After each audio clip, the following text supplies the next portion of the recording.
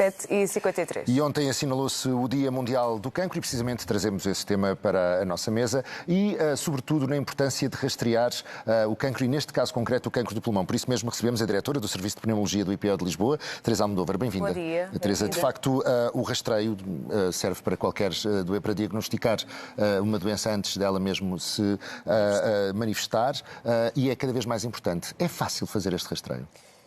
Bom dia. Obrigada pelo convite. Fácil de fazer o rastreio depende do tipo de cancro. No caso do cancro do pulmão, ainda não temos rastreio para o cancro do pulmão. O cancro do pulmão é uma doença, é um dos 5 cancros mais frequentes no país e em Portugal e é o cancro que mais mata atualmente, marca cerca de 3.000 pessoas por ano, o que é uma grande quantidade de mortos e é uma grande porque já dá déficit para o mundo. sintomas numa fase muito avançada, não é? Habitualmente é exatamente isso, é diagnosticado numa fase muito avançada e é por isso que é esta mortalidade. O rastreio teria e tem a utilidade de diminuir o número de mortes por cancro do pulmão, visto que seriam diagnosticados em fase mais precoce e atuar mais precocemente. No caso do cancro do pulmão, ainda não há rastreio. Nós, os médicos que trabalhamos na área, estamos muito desejosos que haja.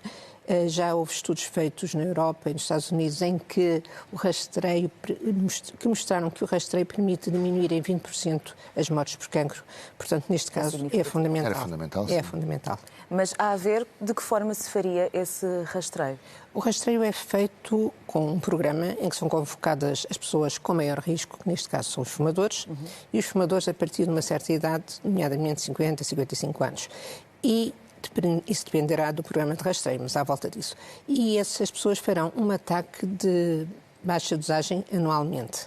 E depois, conforme os resultados desse ataque, o programa decide se fará mais ou menos. Ou seja, conforme... porque percebemos das suas palavras, já existe até uma metodologia que pode ser aplicada. Existe Então, e porquê é que ainda não se implementou? Exatamente, existe uma metodologia que pode ser aplicada e não me pergunta a mim porque não se implementou. Pergunto provavelmente ao Governo. Porque um rastreio é uma iniciativa de origem populacional, portanto tem que ser implementada pelo rastreio.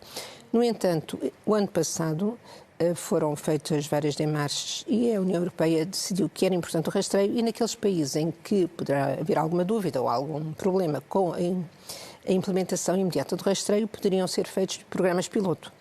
E foi o que foi sugerido aqui em Portugal, que fossem feitos programas piloto, ou seja, algumas pessoas em que seria feito o rastreio para mostrar que em Portugal também era útil. O governo socialista, em missionário, não é? Sim. Fez essa promessa. Portanto, há cerca de um ano, o Ministro da Saúde prometeu que iríamos ter os nossos estudos piloto de rastreio em Portugal.